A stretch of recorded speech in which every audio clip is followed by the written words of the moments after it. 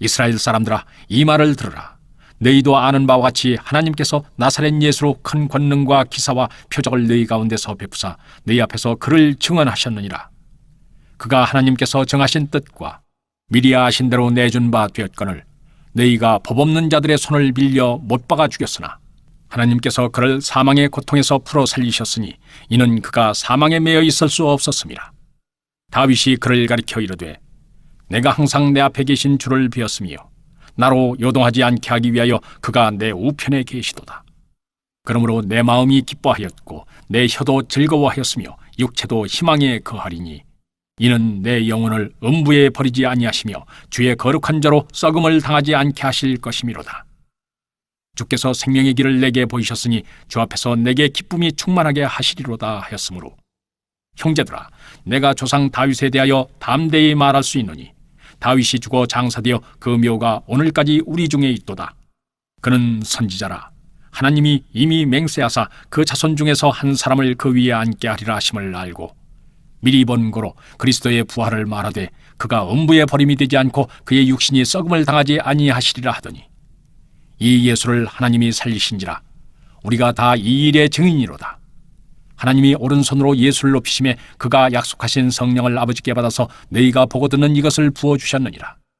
다윗은 하늘에 올라가지 못하였으나 친히 말하여 이르되 주께서 내 주에게 말씀하시기를 내가 네 원수로 네 발등상이 되게 하기까지 너는 내 우편에 앉아있으라 하셨도다 하였으니 그런즉 이스라엘 온 집은 확실히 알지니 너희가 십자가에 못 박은 이 예수를 하나님이 주와 그리스도가 되게 하셨느니라 하니라.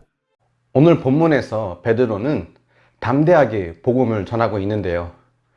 얼마 전까지만 해도 베드로는 예수님을 모른다고 부인했던 사람이란 걸 생각해 보면 180도 사람이 변했다는 것을 알 수 있습니다.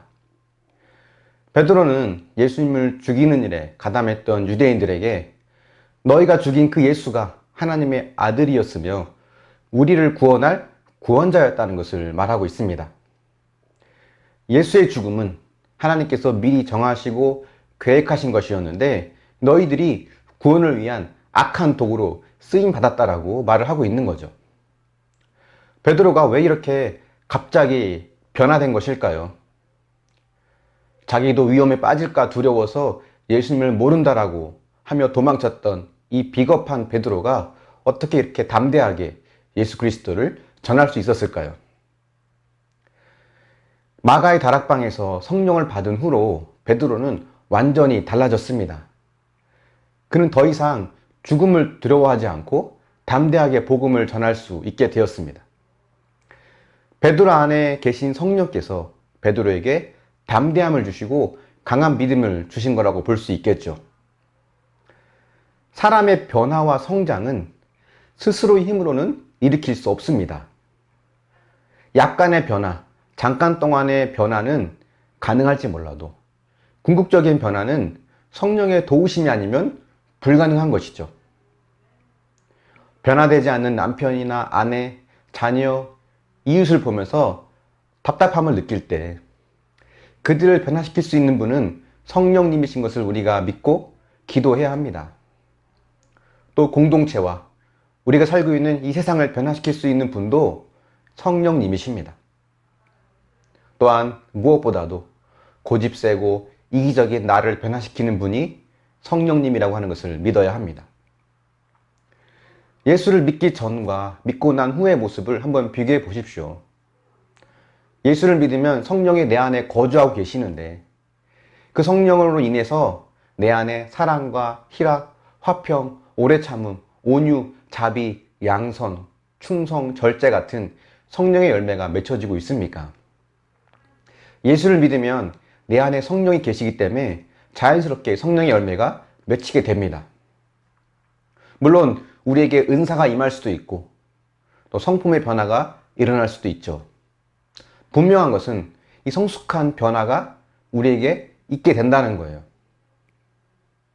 저와 여러분의 삶에 이런 성령의 열매가 맺히기를 원합니다. 베드로가 온전히 변화된 것처럼 우리가 성령으로 인해 변화되어지고 또 나뿐만이 아니라 우리 가족과 이 세상이 성령으로 통해서 변화되어지고 성장해 갈 수 있는 은혜가 있길 원합니다. 흔히 우리가 베드로 그러면 무식한 어부라고 생각하기 쉽지만 사실 그렇지 않습니다. 베드로가 성령으로 인해 이렇게 변화되었다고 해서 베드로는 아무것도 하지 않고 가만히 있었다는 것을 의미하지 않아요. 베드로가 복음을 전하는 것을 보십시오.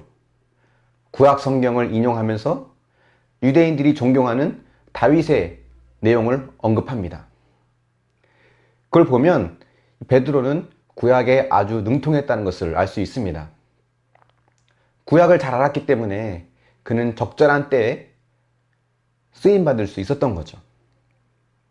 사도 바울도 한번 생각해 보십시오. 다메섹에서 예수님을 만나고 그는 복음 전도자가 되었습니다.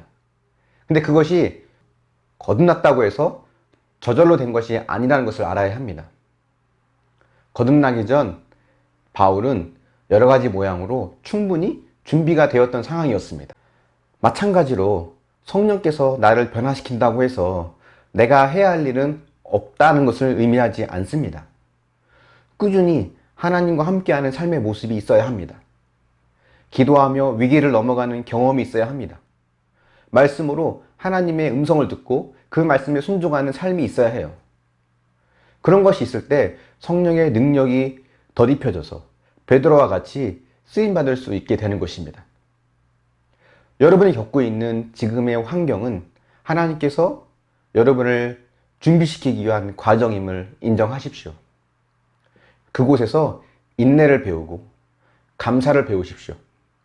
그렇게 하나님을 경험하는 삶을 배워 나가길 바랍니다. 그런 과정을 통해 변화된 나를 통해 하나님께서 일하실 때가 있음을 믿고 지금의 환경을 잘 믿음으로 이겨나갈 수 있는 저와 여러분이 되기를 축원합니다. 묵상해 보십시오. 내 삶에서 맺혀진 성령의 열매는 무엇이며 맺혀지기 힘든 성령의 열매는 무엇입니까? 지금의 환경에서 하나님은 나에게 어떤 훈련과 준비를 시키신다고 생각하십니까? 잠시 기도하겠습니다. 사랑의 하나님, 베드로가 성령을 받은 이후로 담대하게 복음을 전한 것을 보며 베드로가 완전히 변화된 삶을 살고 있음을 우리가 보게 됩니다. 하나님, 우리 역시도 성령의 능력을 덧입어서 변화될 수 있으며 또 변화되지 않는 그런 답답함을 가져다주는 가족이나 이웃, 이 세상 역시도 성령의 능력으로 변화될 수 있음을 우리가 믿습니다. 주님, 성령이 내 안에 계신다면 성령의 열매가 풍성히 맺힐 줄 믿습니다. 내적인 열매, 또 외적인 은사도 하나님 경험하게 하시고 또 임할 수 있도록 주님 도와주시고 인도하여 주시옵소서. 무엇보다 우리가 하나님의 때에 쓰임받을 수 있는 적절한 준비가 되어지길 원합니다.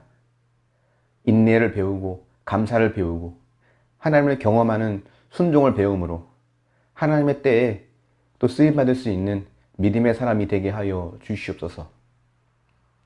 지금의 환경 속에서 하나님께서 나를 훈련시키시고 다듬어 가심을 믿고 지금의 삶을, 환경을 잘 이겨나갈 수 있도록, 잘 살아낼 수 있도록 은혜를 더하여 주시옵소서. 감사드리며 예수님의 이름으로 기도합니다. 아멘.